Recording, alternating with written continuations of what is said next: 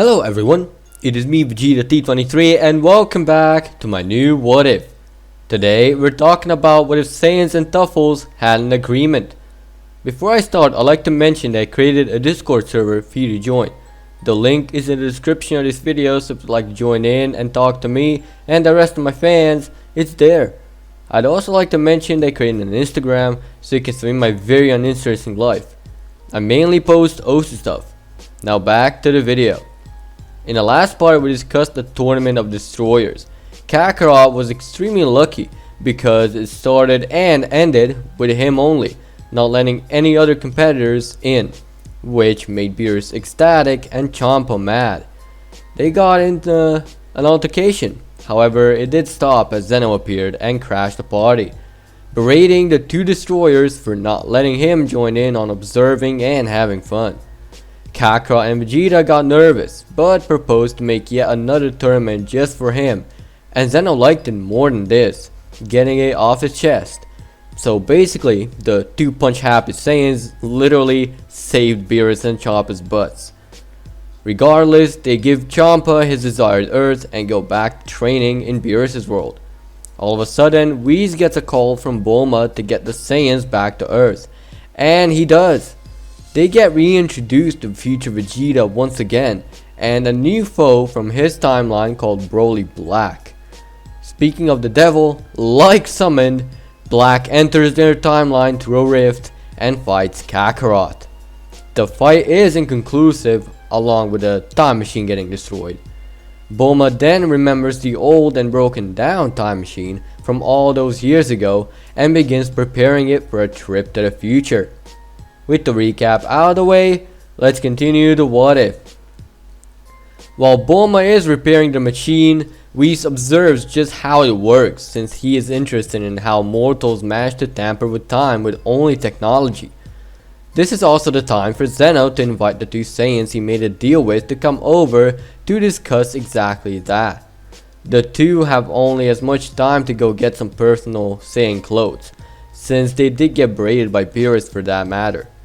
Bulma took a break from getting the time machine to work and gave them both an Earth tuxedo to look at least decent to the Omni King. The two then go with the Kaioshin. Daishinkan leads them into the Zeno's palace and everything goes smoothly. Arriving at Zeno's, Zeno immediately rushes to greet the two. Shin is fainting, Whis is just observing, and the two Saiyans, although shitting themselves with fear, come to the conclusion that Zeno isn't actually all that bad, and that all he needs is fun around him, and he's cool. The tournament is set, and Daishinkan is beginning to prepare the rules. Kakarot proposes it's like an Earth Tenkaichi Budokai, explaining the rules while at it. Zeno agrees, and Daishinkan agrees with Zeno. With all that, they are dismissed, with Daishinkan saying he will visit the Kaioshin realm shortly to explain the rules to the Kais.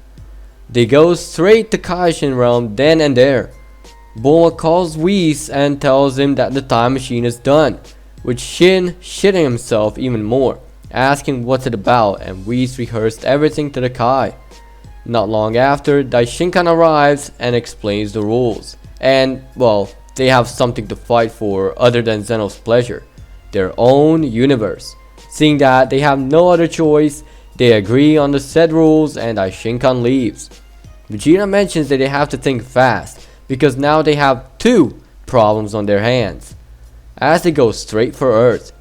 On Earth, they all do the last bit of preparation, enter the time machine and depart into the future. They enter the future timeline and they see all the carnage that happened there. They then go underground to regroup, and on their way there, soldiers fired guns at Broly, thinking it's Black. But after the situation was explained, they calmed down. Vegeta then saw Videl is still alive, but quite injured from distracting Broly Black. But Bra is the one that needed most help. Vegeta was actually shocked to see Bra, noticing similarities. Future Vegeta briefly explained to Vegeta that this is his daughter in this timeline. Vegeta then asked for Kakarot for a senzu bean, and when he got one, he did the same thing Trunks did to Mai to Bra in the original. Vegeta and everyone else is quite disturbed to see family relations evolve right in front of them, as they were disturbed a little because it's his daughter and brother kissing. Bra recovered, and when she saw her brother, she cried and hugged him, but realized what happened and swiftly rebounded back. Future Vegeta had to explain that he had no such intent and that it was the only way to feed her senzu beans.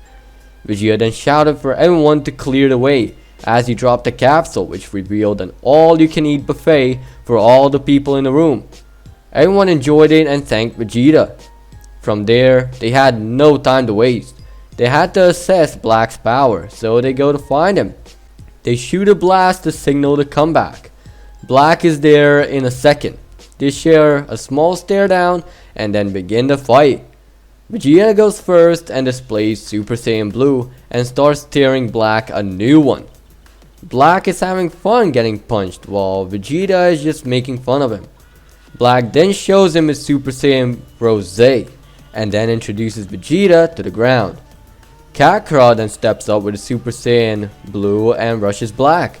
He did get a similar fate until he whipped out the Super Saiyan Blue Evolution and started tearing Black a new one. Black is hopeless in the situation until someone arrives. That someone is Zamasu, and the two start bickering who's supposed to kill which Saiyan. But then Kakarot punches through Zamasu and continues on the fight with Black. Zamasu heals his gaping hole in the abdomen and rushes Kakarot. But even though there are two of them, Kakarot still holds his own. Future Vegeta now has hope that they'll win, but before the whole celebration, Black starts to slowly catch up to Kakarot with his abuse of Zenkai, as Kakarot is losing his edge in a fight, as well as energy. Black then overpowers Kakarot and sends him flying into a building. Bardock is now enraged seeing his son with his ass on the ground. Bardock and Black share a small stare down, and with it, they go and fight. Bardock has achieved Super Saiyan Blue doing training in the past timeline, and with it, he goes and attacks Black. Of course, he really can't do anything, but still tries. Bardock then gets back up and tells the Saiyans that they need to leave and to prepare to fight again back in the past. And they do so. Back in the present timeline, they inform Whis about the situation and they get the intel needed. Whis knows how Black had a time ring, and with that, Whis, Beerus and Broly go investigate. In the meantime, Kakarot is planning the next battle. He takes into consideration Black's misuse of the Zenkai and Zamasu's immortality. He comes up with a couple plans and then goes to train. Back to Broly, they arrive at Universe 10's World of Kais. Zamasu goes to greet them. Whis then explains the situation, but subtly. Broly asks for a sparring match and he gets it, knocking Zamasu down. Zamasu at this point now vows to get rid of the mortals. And with that, they leave. During the ride back, Beerus explains to Broly that they're about to push their limits further and learn the Kaioken technique as it's needed in order to overpower the Nemesis. They then stop by the Supreme Kai and leave Broly there. Supreme Kai starts Broly's training as he attains Kaioken within that day. He can't push it far enough yet, about 4 or 5 times at most. Supreme Kai then asks Broly if he can do him a favor and points out the Z-Sword.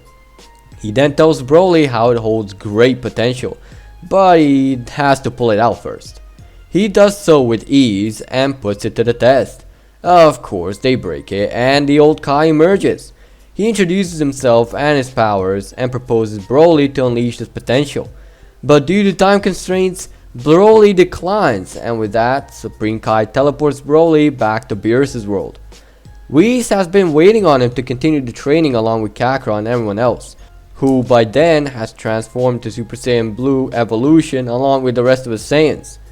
Broly is then given a chore to teach them all Kaioken in return for the Super Saiyan Blue Evolution form. And it's done. They then go to the time chamber to hone their skills. After about 2 days, they emerge from the chamber and go to Capsule Corp. Bulma readies the machine and they go back to the future. They, of course, see Carnage, and they also sense Black right away, as well as Zamasu. Zamasu senses them too and rushes to them. They then begin to fight, and this time Vegeta is the first, and he goes to black, and Kakarot attacks Zamasu. Energy is violent and destroys the buildings. Vegeta is handling Black pretty well, and even without Kaioken, while Black is having problems with him. For the first time, we see fear in both of the Kai's eyes.